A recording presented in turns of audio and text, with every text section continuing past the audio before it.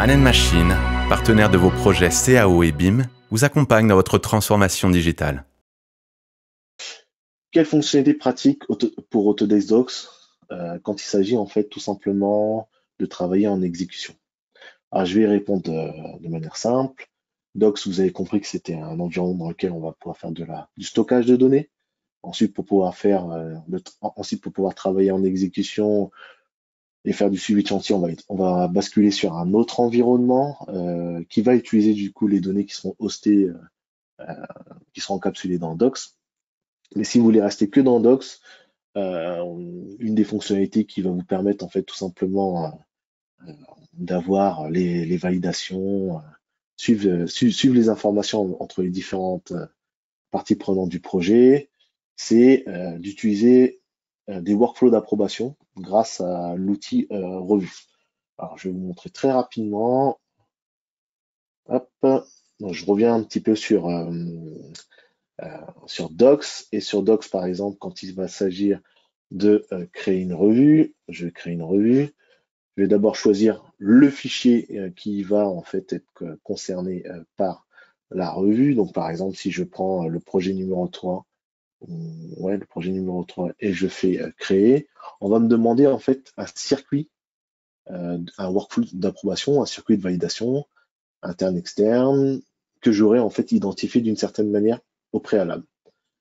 Et pour pouvoir en fait créer ce workflow d'approbation, il va falloir en fait à un moment donné expliquer en combien d'étapes vous voulez faire vous voulez en fait faire votre approbation. Donc c'est quelque chose qui se prépare avant. Vous avez un workflow qui se prépare avant, sur lequel vous allez travailler avec plusieurs étapes et sur lequel vous allez en fait tout simplement impliquer une ou plusieurs personnes d'un groupe, voire tout le groupe, et sur lequel en fait vous allez avoir un enchaînement du coup de validation avant validation totale du fichier.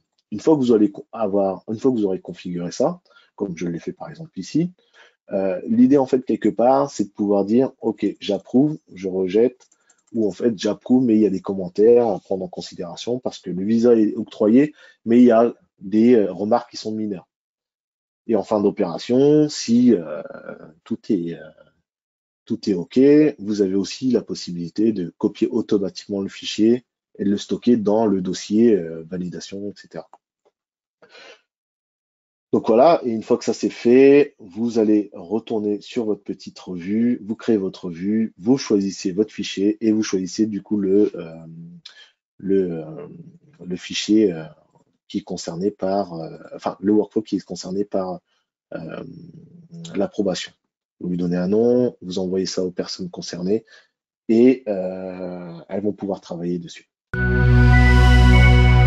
Man Machine, partenaire de vos projets CAO et BIM, vous accompagne dans votre transformation digitale.